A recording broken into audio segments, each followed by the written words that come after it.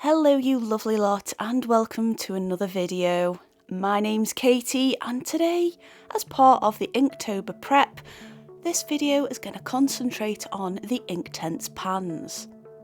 A little while ago now, my local art shop had closed and they had a massive sale on a lot of items, and these Inktense pan set 2 just happened to be part of that.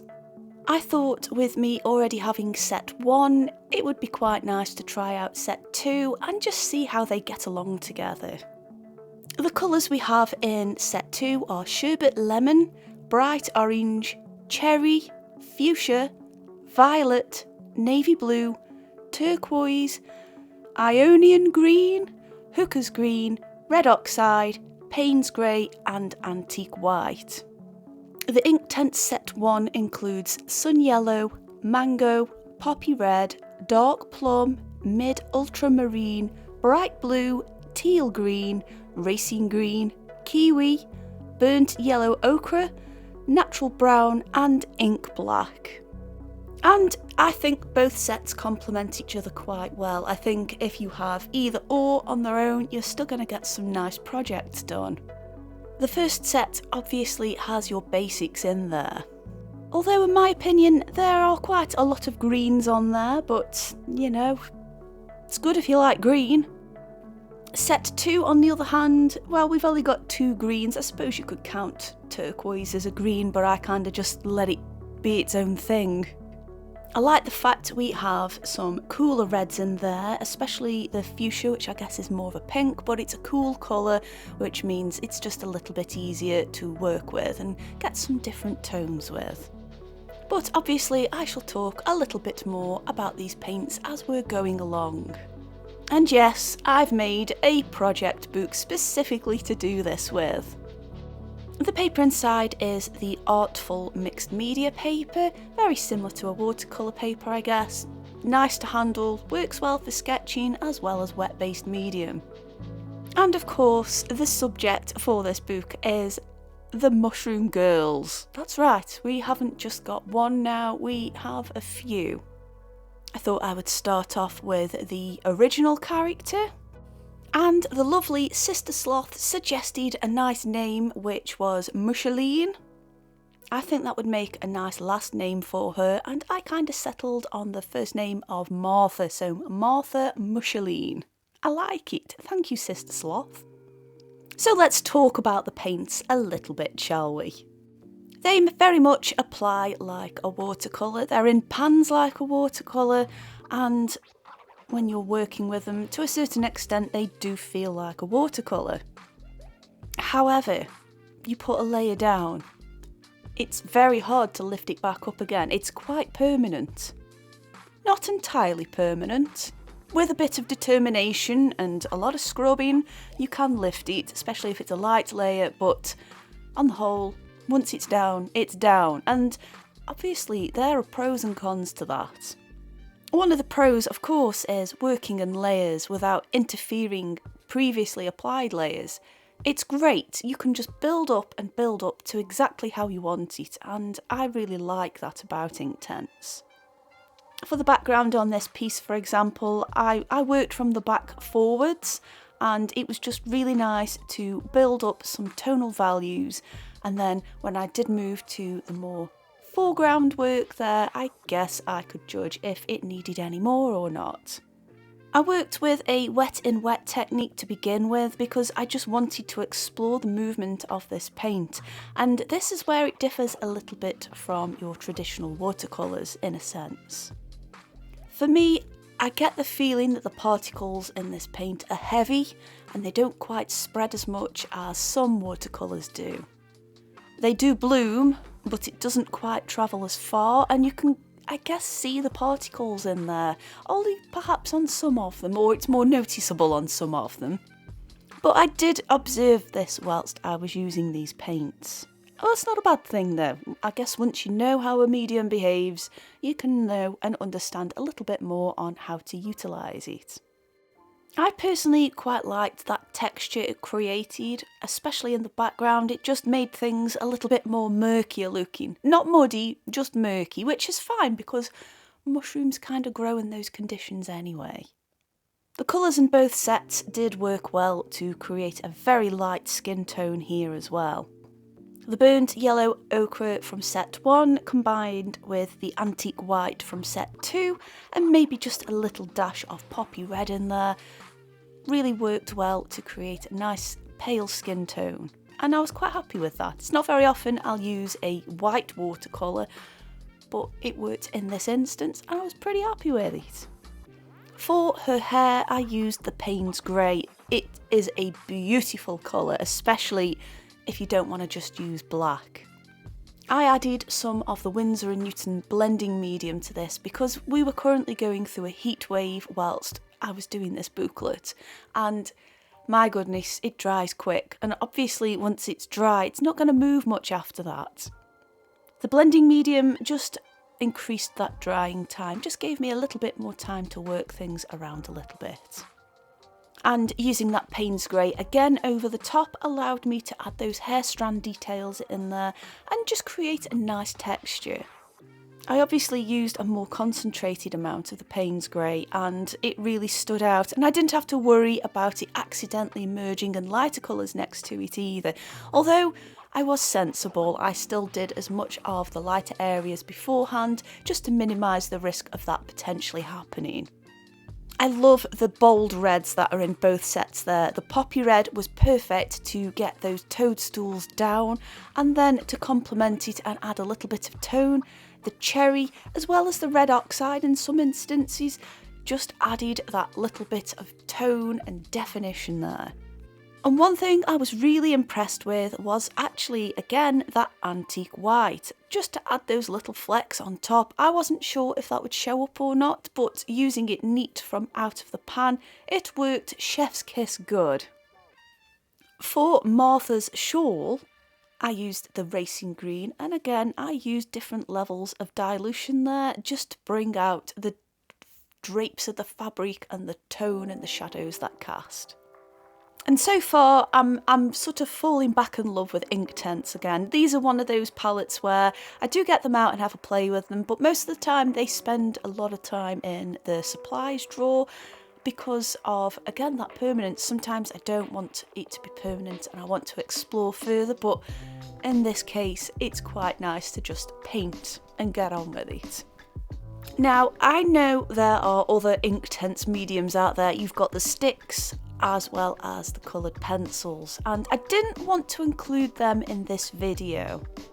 The main reason being is I wanted to use it like an ink, and if I used it as a pencil first or added the details in as a pencil, it kind of, for me anyway, defeats the ink project going on here. I mean, it's going to look like pencil marks because it is pencil marks, and it's the same with the blocks as well. You'd use it, I guess, like a crayon or maybe like a pastel. It's not going to look like ink, so I haven't used those for this video. I might revisit those in a future video, but not for this one. Anyway, let's move on to the next painting. I wanted to do a series of different mushroom girls. I have not got any names for these, so of course please drop your suggestions below. I chose to do a variety of these original characters to explore different colour combinations and to make sure that at least most of these colours got used during this video. This little character here is more of a spore than a mushroom per se, so I thought I'd do her quite young looking and quite mischievous and impish at the same time. For her hair mushrooms, of course, just these tiny little ones, and her pose is just holding, I guess, or just about to release a whole bunch of spores into God knows what. I absolutely plan on doing more of these characters, so please let me know if you want to see more of them. Obviously, you've got a few more to do and look at throughout this video, but I do want to explore this more. I guess you could say these are a concept, but I do want to elaborate a little bit more and develop them a little bit more later down the line. I've kept all of their clothes pretty simple. It's literally just a little capelet over a dress, but again, I do want to develop that a little bit further, but for the sake of this video and just for the joy of painting with this stuff, I kept it simple. The colour scheme here is obviously a nice fresh green colour, which is kind of in contrast with what mushrooms actually are. I thought the sherbet lemon would be a great base for a lot of areas, and it's kind of weird really, in a very diluted form it is an incredibly bright yellow, but using it in a more concentrated way it does lean ever so slightly to the green side of things. Derwent Inktense range is very green heavy. I found that using the kiwi as well as teal green and hooker's green were perfect for this, and I still used a little bit of the other two greens that I mentioned earlier. I used a green tone for her skin. I wanted to perhaps just suggest that these spores were glowing ever so slightly, so that obviously reflects in her skin tone there. As this was a bit of a water-based medium, well, very much like a watercolour, I thought I would use some masking fluid there just for where those spores are going to be, because I just wanted to get that background colour down without having to worry about permanently adding colour into areas, and that technique worked just as well as it did with watercolours. And the masking fluid I used was a De La Roni one, and that featured also in an Artful box a little while ago. Very useful though, it had congealed somewhat during the heat, but actually that made it quite easier to remove, so I mean I'm not going to grumble there.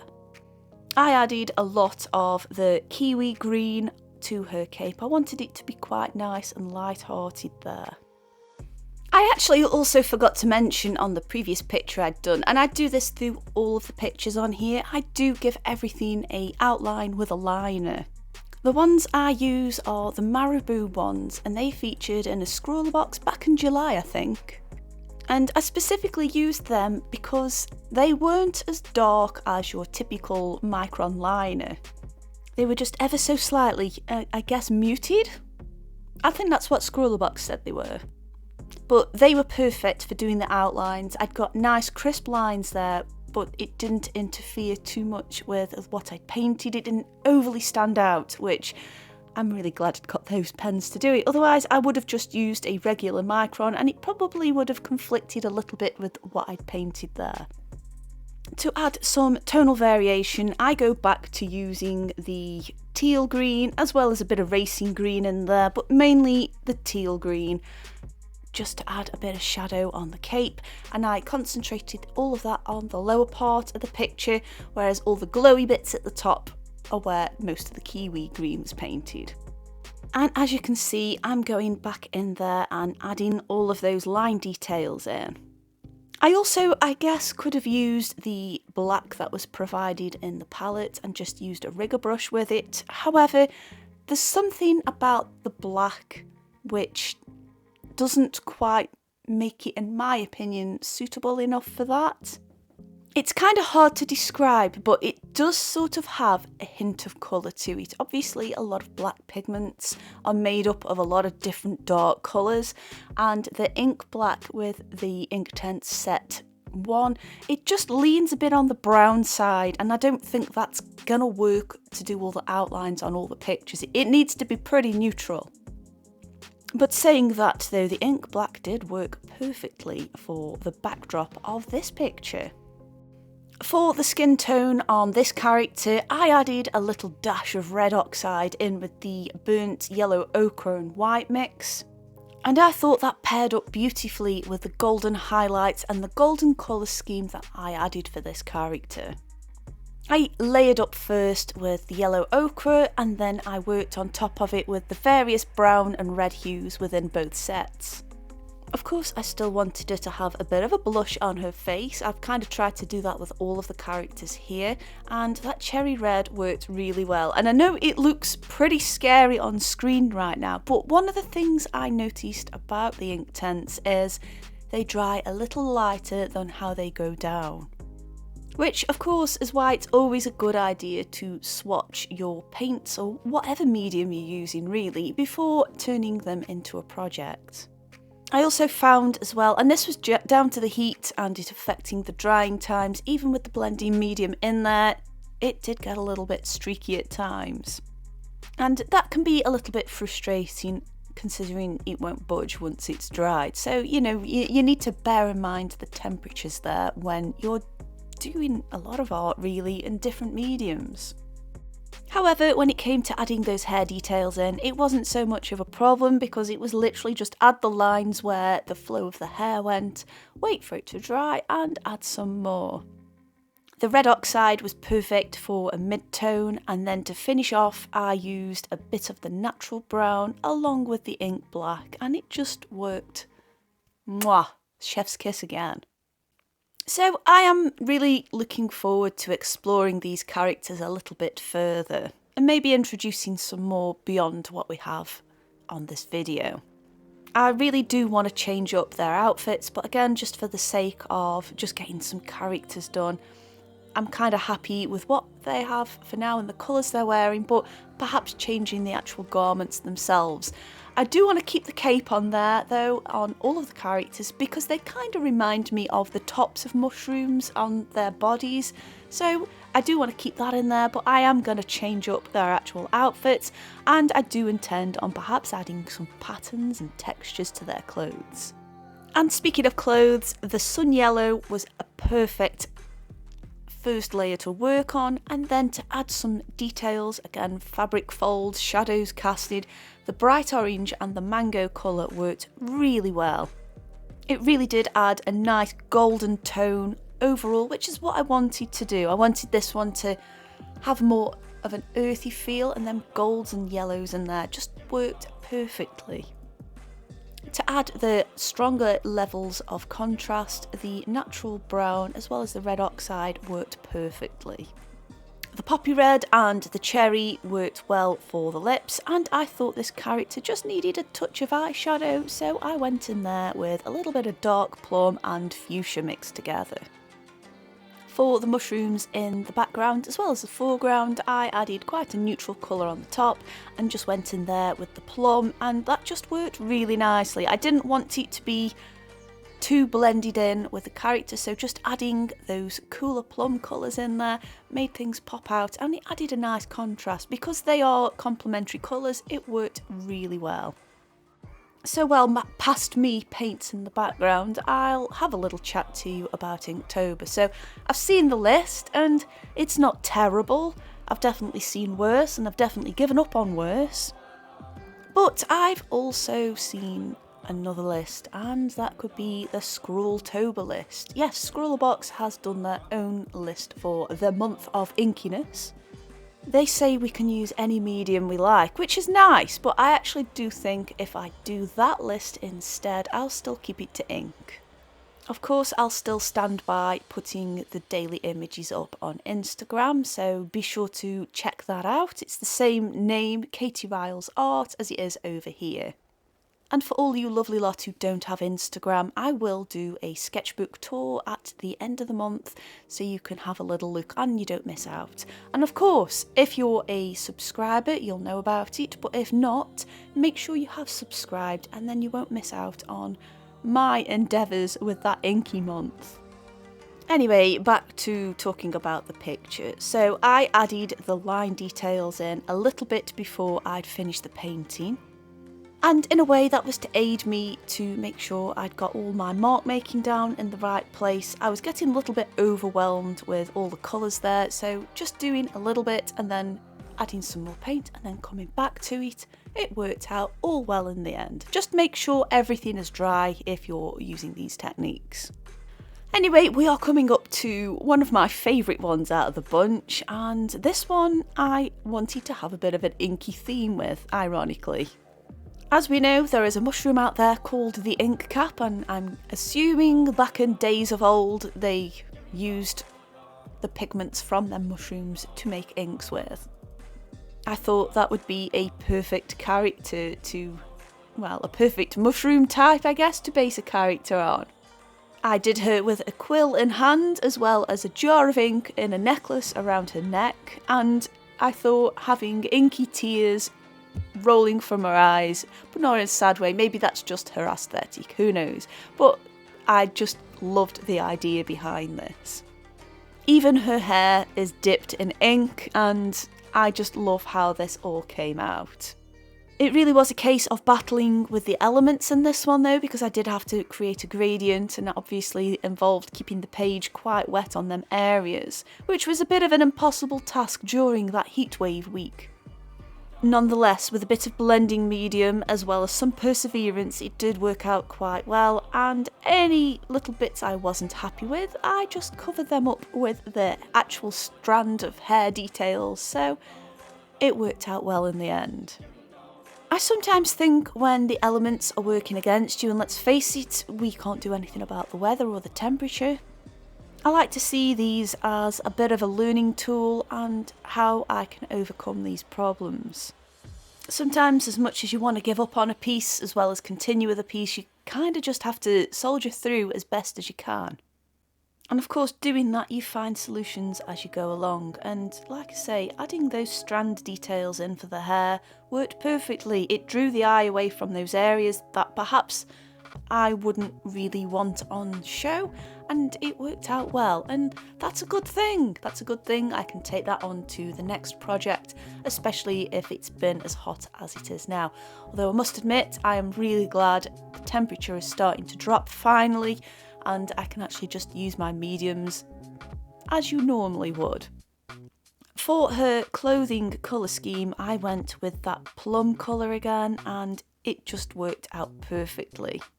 It's quite a nice muted colour, and that worked out well because I didn't want her being too vibrant. I thought the contrast of how pale she was with how dark everything else was worked really well. The colour scheme in general for this is actually quite cool colours. And that's something I wanted to explore specifically on this piece. Again, I didn't really have a massive plan for all of these, but I did want to just work on certain colour combinations as well as tonal variations too. And I guess beyond Inktober, and I'm making these videos not just for Inktober, but you know, later down the line it could be like June, for example, and you think, you know what, I want to do something ink-based. That's what these videos are hopefully for, and hopefully they're going to help you with your endeavours out there. So I'm going to get into the pros and cons of using Inktense pans. But let's start off with the pros. So yes, they're permanent. You can do a light wash and it'll stay there. You can do quite a thick wash and it'll stay there, and that is great. I think you can mix colours on the page with layers rather than actually mixing the colours, and that's really good practice for learning how these semi-transparent mediums work.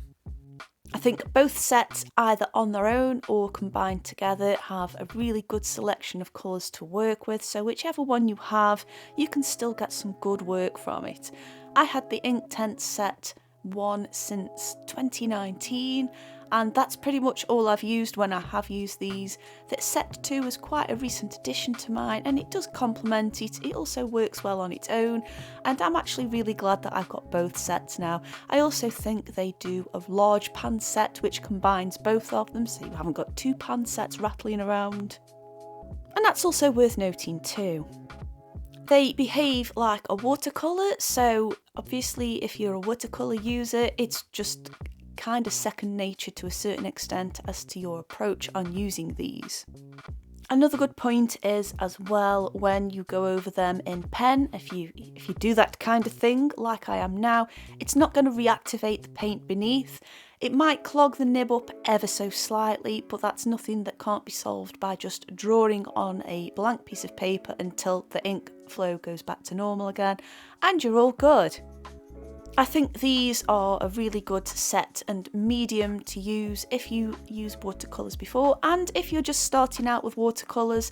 Again, it's going to have that permanence, but if you take that into consideration, I still think they are a good vessel to learn how to use watercolours with. So let us get on to the cons, and again, they're more observations than anything, but they could present themselves as, I guess, a couple of obstacles when you're working. So back to temperature. If it's a hot day, it's going to make your paint dry quicker, it's permanent, and it's going to leave things quite streaky. And a great example is what you can see on screen now. I'm using the fuchsia paint and it's streaky, and I've tried to keep it as even as possible. It's just not having it. Now obviously I've found a solution to that, but maybe if this is your first time using it and you're wondering why is this happening, why won't it go down evenly, that's going to be why. And unfortunately, unless you're going to paint over it with something with details, that's just how it's going to stay. There's no coming back to it and smoothing it out with a wet brush. It's just going to stay like that. Another con is how they dry ever so slightly lighter than they go down. It takes a little bit of practice and getting to know these materials before being able to confidently and competently paint with them. But that's nothing that can't be achieved with some patience and some practice there, and just exploring these mediums. Another con, I guess, and I suppose I'm nitpicking really, but is the actual texture of the paint itself. Most of these I would say are semi-opaque or semi-transparent, with a couple of them which lean more towards a semi-transparent stage. The navy blue and the teal green, when I put a neat colour on the swatches, I couldn't quite cover the colour of the paper beneath it, and I think just having those two colours where the rest of them are pretty consistent, it didn't quite, I don't know, it didn't quite add up, it didn't create a good balance, so to speak. I think they'll be fine to mix into other colours, but I think next to one another it's going to stand out. Another observation is the particles in this paint do just seem ever so slightly larger than a regular watercolour. They almost have a granulating quality to them, but without having a granulated quality to them, if that makes any sense there. When using as a mass tone, it's not so much of an issue, as again, it's quite opaque as a mass tone, but when it comes to adding some layers, it's not going to go down completely evenly, and again, if it dries quick like it has been, you're not going to have a completely smooth application there. You're going to have a little bit of texture. Again, that's a con, but also on the other hand, if you kind of learn how this works, you can work it to your advantage there. And of course you could try and extend that drying time with a bit of blending medium, and it did help a little bit, but my gosh, it was hot that day, so what can I say? But yes, that's pretty much what I think, pro and con wise, of the Inktense. I'll just briefly talk about this one though. I wanted this character to have the most gorgeous fuchsia colour hair, because that was one of my favourite colours in the palette there. And for the strand details, that violet just complemented it perfectly. I used the bright blue as well as a bit of ultramarine and that slightly problematic navy blue for her robes, and I think maybe I might have to revise what colour she wears, but I actually do quite like how this character came out. I also like the fact I'd painted her as more of a mushroom gatherer rather than basing her personality on specific mushrooms. But yes, that is all of the ones I'm painting for today. I do have one last empty page in my book, which I might revisit in the future. Of course, if you have made it this far, please leave a mushroom or a toadstool emoji down below, and that'll make me very happy. I do hope that this video has given you, again, some ideas towards your approach to Inktober. And of course, if you have just purchased Inktense for the first time and wondering what to do, I do hope this video has helped you with that as well. I've really enjoyed doing these project books, and I can't wait to share the next one with you guys. And I shall leave you on my favourite one, which is the Ink Cap Girl. If you haven't already, I'm going to leave the last ink-based video on screen there. I think that's going to help you, as well as another video that I think you're going to enjoy. I want to say a massive thank you for watching. I know it's been a long one, and I'll see you lovely lot soon. Bye!